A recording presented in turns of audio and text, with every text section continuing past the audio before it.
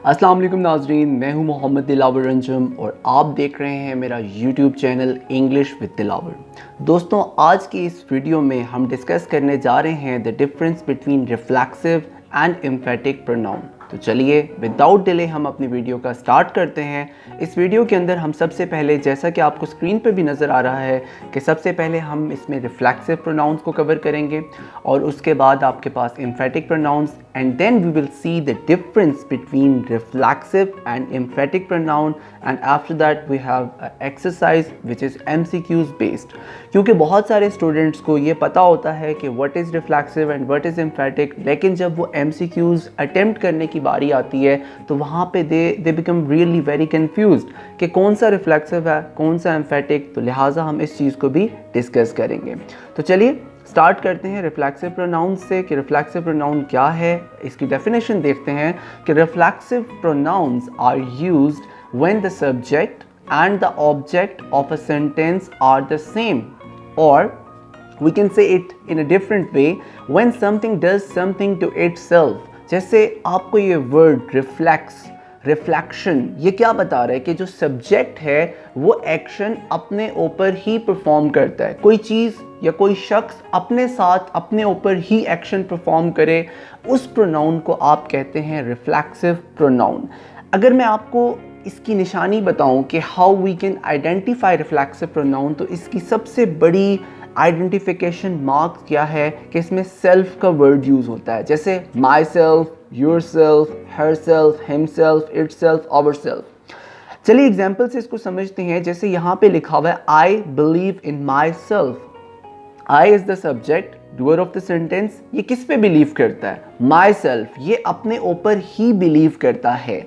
आगे I like हुम? I like my self. तो माई सेल्फ अगेन यहाँ पे आपके पास कौन सा प्रोनाउन है? Reflexive pronoun. अगेन मैं आपको दोबारा बता दूं कि रिफ्लेक्सिव प्रोनाउन क्या होता है? जो सब्जेक्ट एक्शन अपने ऊपर परफॉर्म करता है, सब्जेक्ट और ऑब्जेक्ट उसके अंदर एक हो जाते हैं।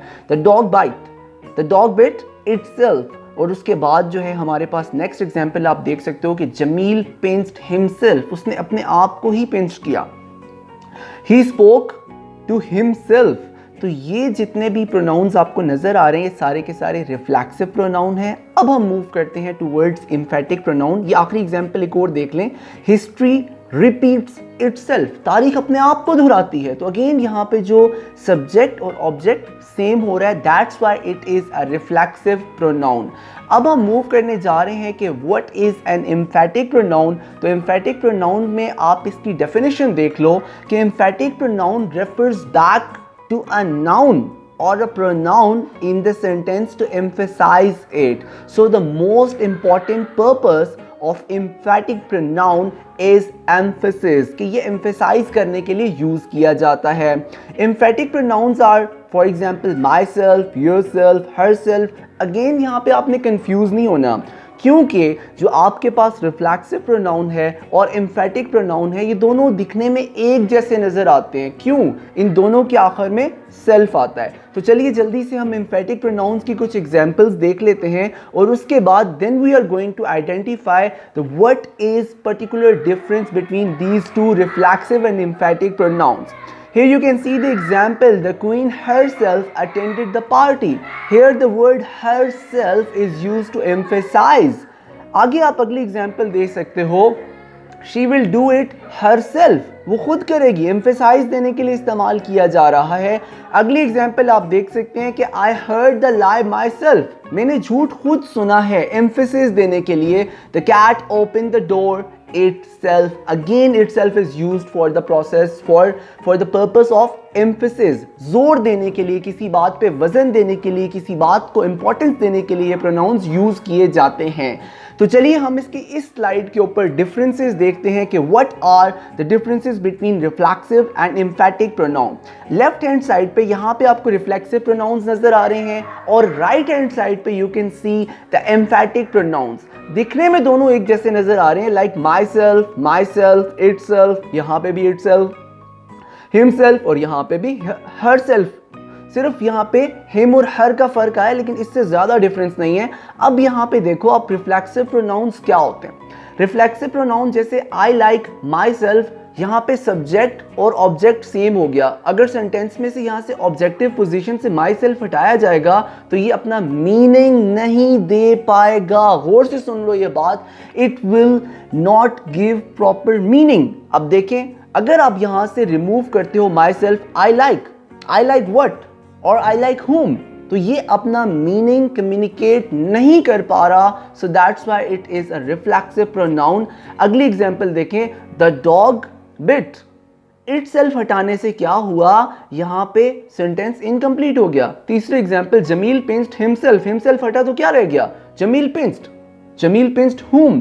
अब सेंटेंस अपना प्रॉपर मीनिंग कम्युनिकेट नहीं कर पा रहा। So these are reflexive pronouns. On the other hand, we can see emphatic pronoun, जैसा कि नाम बता रहा है, these pronouns are used to give emphasis upon certain things. I heard the lie myself, मैंने झूठ खुद सुना, myself हटा दे, I heard the lie।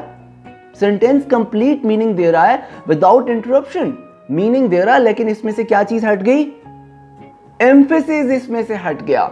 हाँ जी, अगली एग्जाम्पल आप देख सकते हो, the cat opened the door। Okay, fine, the cat opened the door itself हटेगा, emphasis खत्म। The queen herself attended the party। अगर हम यहाँ से herself हटा दें, सेंटेंस अपना मीनिंग सही तरीके से कम्युनिकेट कर रहा है, the queen attended the party। दोस्तों, मुझे उम्मीद है कि अब इस जगह पे आपको जो डिफरेंसेस हैं, रिफ्लेक्सिव प्रोनाउन, एम्फैटिक प्रोनाउन, इन दोनों के डिफरेंसेस अच्छे तरीके से समझ में आ गए होंगे। चलिए अब हम इनको एमसीक्यूज में आइडेंटिफाई करने की कोशिश करते हैं। पहला एमसीक्यू आपको स्क्रीन पे नजर आ रहा है, I will go myself. अब अंडरलाइन वर्ड यहाँ पे क्या हो सकता है, different pronouns, interrogative, reflexive, emphatic, लेकिन हमने यहाँ पे दो पढ़ा है, हमने आइडेंटिफाई करना है या ये रिफ्लेक्सिव है या एम्फैटिक है। I will go my self, यहाँ पे ये एम्फेटिक प्रोनाउन है। क्यों एम्फेटिक है, बिकॉज ये एम्फेसिस प्रोवाइड कर रहा है। अगर यहाँ पे होता आई विल गो, मैं जाऊंगा, मैं खुद जाऊंगा, यहाँ पे माई सेल्फ हटाने से क्या हुआ, सेंटेंस से सिर्फ और सिर्फ एम्फेसिस रिमूव हुआ है, मीनिंग ये उसी तरह दे रहा है। अगला एमसीक्यू देखते हैं, some people are always talking about themselves. The underline word in the sentence is a और एन।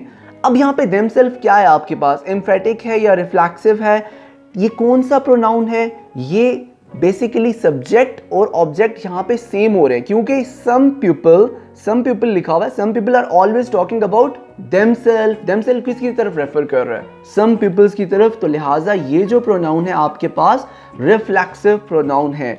दोस्तों, मुझे उम्मीद है इस वीडियो के अंदर आपको जो रिफ्लेक्सिव प्रोनाउन और एम्फैटिक प्रोनाउन ये भी समझ में आ गए होंगे, और इनके दरमियान जो बेसिक डिफरेंस है कि how you can differentiate reflexive pronoun and एम्फैटिक pronoun, बहुत अच्छे तरीके से आपको समझ में आ गया होगा। दोस्तों, आज की वीडियो से इतना ही। एक बात याद रखिएगा, अगर आप लोग मेरे चैनल पे नए हैं तो प्लीज़ मेरे चैनल को सब्सक्राइब करें, वीडियो को लाइक करें और शेयर करना ना भूलिएगा। सब्सक्राइब करने के साथ साथ बेल आइकन दबा के ऑल नोटिफिकेशन पे क्लिक लाजमी करना है, ताकि मेरे आने वाली वीडियो आप तक जल्द से जल्द पहुंच सके। तो बहुत जल्द मिलते हैं दोस्तों नेक्स्ट वीडियो में, तब तक अपना ढेर सारा ख्याल रखिएगा। अल्लाह हाफिज़।